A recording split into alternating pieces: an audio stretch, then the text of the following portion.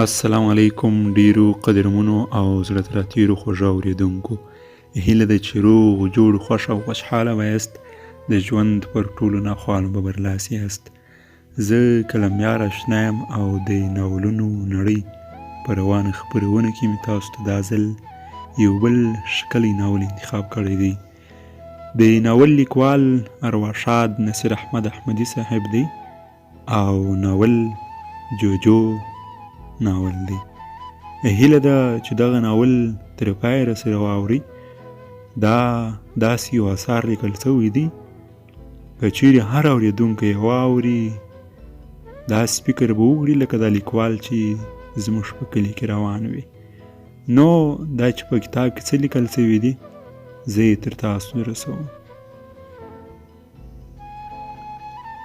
جوجو ناول لومړۍ برخه 14 کلن هلک تندي واخیست لاس یې وتپاوه تشه درۍ وه سترګې یې رڼې کړې کښېناست له کړکۍ څخه د سپوږمۍ راوتلې رڼا پر بدنۍ لګېدله هلک اوبه وڅښلې بیرته اوږد وغځېد کړپ سو تړلې بسترې ته یې وکتل سترګې یې رډې راوختې خوله یې چغې ته خلاصه کړه نه کېده زبون یې وهل سوی و پر لاسونو یې زور راوست او د ولاړېدو سیکه یې ختلې وه تر څنګ یې بسترې ته وکتل هیڅ هم نه و یو دم ولاړ سو په کلا کې زورورې ناره راوګرځېده ادې په دهلیز کې ډډ نارینه غږ واورېدل سو یا الله ملا صاحب راغلی ښځو منډه واخیسته یوې توپدانۍ په پښه ووهله د بلې د ټیکري پیڅکه د بدنۍ په څوشکه کې بنده سوه ټولې له کوټې ووتې 2 تنه راغلل له عمره پاخه وه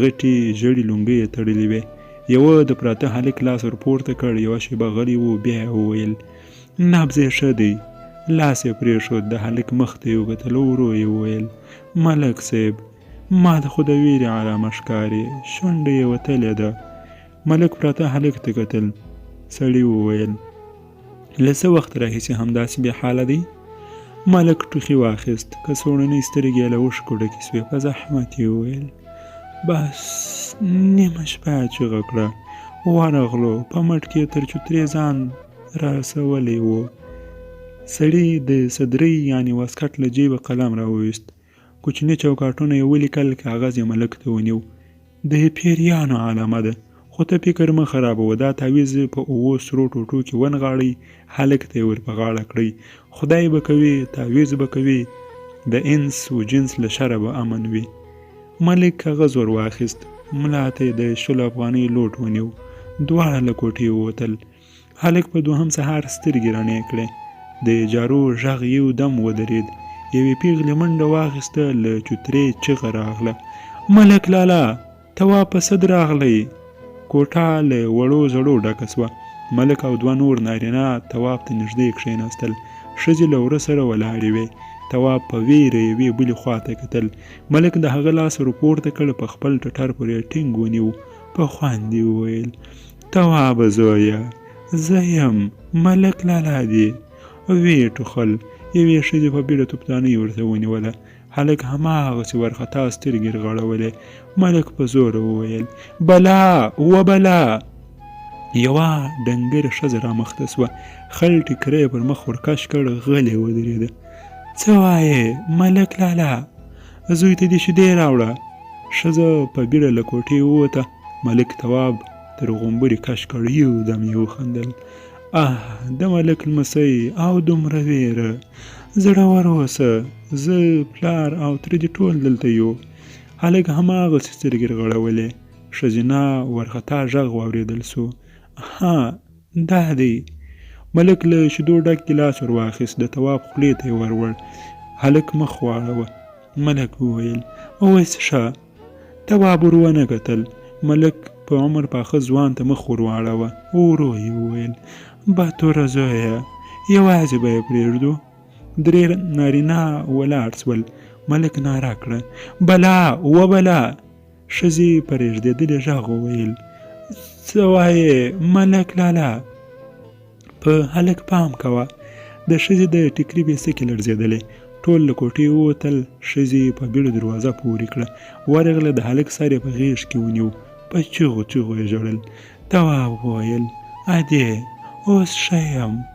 ښځې د خپل زوی پر تندي شونډې کېښودې، په ژړا کې یې وویل زما خو دې لړمون خورین کوي. وروسته یو دم ولاړه سوه. له خړ دیواله یې یو چوکاټ سوی عکس رابیل کړ. په عکس کې یو نوراني بوډا اوږده سپینه ږیره نیولې وه. پر دواړو اوږو یې کوترې ناستې وې. پر غاړه یې شنې زرغونې مرۍ راځړېدلې. ښځې عکس ښکل کړ. د هلک پر ټټر پورې وموښه. له ځانه سره یې وویل یا غوث العظمه را رسېږه. بیا یې ګیلاس ور واخیست، د زوی خولې ته یې ور نږدې کړ. هغه 2-3 غوړپه شیدې وڅښلې. ورو یې وویل ادې عجیبه بلا مې ولیده. ښځې په حیرانۍ ورته کتل. تواب وویل یوه لویشت ژوندی شی پر بسترې ناست و. د پلاستیک غوندې روڼ برېښېده. لاسونو او پښو یې 3 ګوتې درلودې. یوه سترګه یې وه، هغه هم په تندي کې. ښځې د هلک پر بغور شونډې کېښودې. ورو یې وویل زویه ځینې خوبونه درانه وي. د تواب تندی تریو سو. په قرآن که دروغ درته وایم، په خپله مې ولید. د انګورو د پاڼو غوندې غوږونه یې وو. ښځه ورو ولاړه سوه. عکس یې په احتیاط راوځړاوه. ویې ویل ځم چې غوړپاستی درته راوړم. توپ باغ ته واوښت. هلکان دیوال ته غلي کښېناستل. یوه وویل دا د توپ بازۍ لپاره ښه ځای نه دی. تېره ورځ هم همدا کانه راباندې وسوه. له باغوانه په منډه راخلاص و. بل په خبره کې ور ولوېد تا توپ تر دیوال واړاوه، ته به یې را اخلې. نه. ټول غلي سول. یوه وویل تواب ته څه نه وایې؟ باغوان له ملک کاکا سترګې کوي. تواب د مکتب بکس دیوال ته ودراوه. یو هلک په بیړه ولاړ سو. د دواړو لاسونو ګوتې یې سره وروستې. تواب پښه پرې کېښوده. غبرګ لاسونه د بخسې سر ته ورسېدل. پښې ته یې زور ورکړ. له پورته مړې لوټې راولوېدې. درب سو. تواب په باغ کې و. غلی کښېناست. مخامخ یې وکتل. د مڼو ګنې ونې ولاړې وې. مخکې لاړ. اوږه یې د یوې ونې څنګ ته سیخه کړه. لاندې په شنه رشقه کې څو نیمخامه مڼې ولوېدې. پرېوت. سپینه جنت کوکۍ یعنې پتنګ والوته. د رشقې شنې پاڼې یې سترګو ته ودرېدې. سر یې پورته کړ. د ونو تر سپېرو تنو ورهاخوا د چنار له لښتو جوړه ځاله ښکارېده. په بیړه یې شاوخوا وکتل. د توپ درک نه و. کیڼ لاس ته تاو سو. کوهي ته یې وکتل. توپ د اوبو د راایستلو ماشین ته نږدې پروت و. ځیر سو. کوهي ته د کوزېدو زینه ماته وه. تواب یوه شېبه ودرېد. بیرته یې د دیوال خواته مخه کړه. دراب سو. توپ یې پښو ته ولوېد. تواب چیغه کړه. مخامخ پر دیوال ورغلی. ټوپ یې کړل. لاسونه یې د دیوال سر ته ورسېدل. بیرته شا په تخته پرېوت. یوه لویه لوټه راغله. ځان یې څنګ ته کړ. لوټه باد سوه. باغوان ناره کړه څوک یې؟ تواب د باغ د دروازې خواته منډه ور واخیسته. له مچلوغزې وار سوې ډبره یې تر غوږ تېره سوه. هلک ښوی له باغه ووت. کور ته راغلی. مور یې مخې ته ورغله، خو یو دم ځای پر ځای ودرېد. په چوتره کې ملک ناست و. تواب کوټې ته لاړ. زړه یې خولې ته راغلی. توپ کټ ته نږدې پروت و. د هلک تبه سوه. پلار یې ډاکټر ته بوت. ماخوستن له خویندو سره پرېوت. سهار یې سترګې ورغړولې. سترګې یې رډې راوختې. په غاب کې مالټې پرتې وې. کړپ سو. هلک پر خپل سر کمپل ورکش کړه. د کمپلې تر چولې ور وکتل. له سپینو خیرونو پایسو تورې ډنګرې پښې راوتلې وې. ژر یې مخ لوڅ کړ. مور یې په کاچوغه کې دوا اچوله. تواب په ویره وویل مالټې. غولي ته یې وکتل. هېڅ هم نه و. ښځې وویل تر تا مې زار کې مالټو ته دې زړه سوی؟ د تواب سترګې رډې راختلې وې. ښځې د هغه پر تندي لاس کېښود. ورو یې وویل په دې سوړ مني یعنې په سرلي کې مالټې له کومه سوې؟ تواب غولي ته کتل. بیا یې دوا وخوړه. غلی پرېوت. ساعت وروسته ولاړ سو. په چوتره کې نیکه د چلم نلکۍ خولې ته نیولې وه. بوډا یو دم وخندل. له خولې سپین لوګی راووت. هلک یې تر لاس کش کړ. پر زنګانه یې کښېناوه. په خوند یې وویل اوس لکه چې ښه یې. تواب خپل نیکه ته وکتل. لا یې پر شونډو له پرتو سپینو وریتو څخه خړ لوګی راووت. تواب ورو وویل ځم. له هلکانو مې د مکتب بکس راوړم. ملک یودم چیغه کړه بلا وبلا. ښځه په بیړه راغله. بوډا ټوخي واخیست. په زحمت یې وویل بکس راوړه. ښځه کوټې ته ننوته. بوډا وخندل. بکس دې د عطاګي زوی راوړ، ویل یې چې په خاورو کې درنه پاتې و. تواب غلی و. بوډا وویل له چا سره خو به دې نه وي خوړلې؟ هلک د نه په بڼه سره وښوراوه. ښځې وویل ها. تواب ور وکتل. مور یې بکس ورته نیولی و. ورو ولاړ سو. بوډا وخندل. چیرې ځم، کورنۍ وظیفه مې نه ده لیکلې. تواب کوټې ته لاړ. کتابچه یې راواړوله. سترګې یې رډې راوختې. ورکړل سویو پوښتنو ته سم ځوابونه لیکل سوي وه. بله کتابچه یې وکته. سوالونه حل وو. ځان یې په کمپله کې ونغاړه. غلی کښېناست. قلم وخوځېد. تواب په راوتلو رډو سترګو ورته کتل. د کتابچې پاڼه واړول سوه.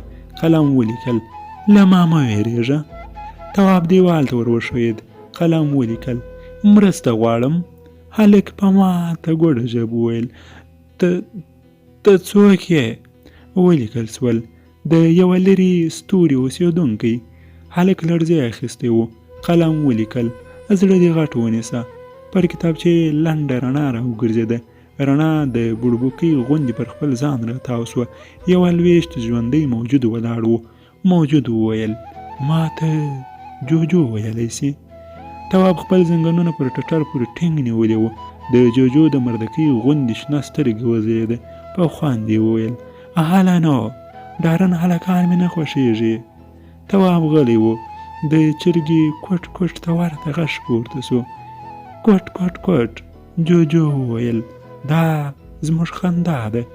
غلی سو. په خوله کې د دواړو لاسونو نرۍ ګوتې ننیستې. خوله یې دواړو خواو ته تر غوږو پرې سوه. په جدي انداز یې وپوښتل ښه ښکارم؟ هلک په ویره ورته کتل. جوجو وویل سمه ده، که دې خوښه نه وي نو زه درنه ځم. هیله لرم چې تر تا زړور انسان پیدا کړم. یو دم ورک سو. ډېرو قدرمنو او زړه تراتیرو محترم اوریدونکو، د جوجو ناول لومړنۍ برخه پر همدغه ځای پای ته ورسېدل. تر بیا زه کلمیار اشنا در څخه اجازه غواړم. تاسو ټول ته ښه وخت، ښه شپه، رنګین خوبونه غواړم. د خدای جل جلاله په امان.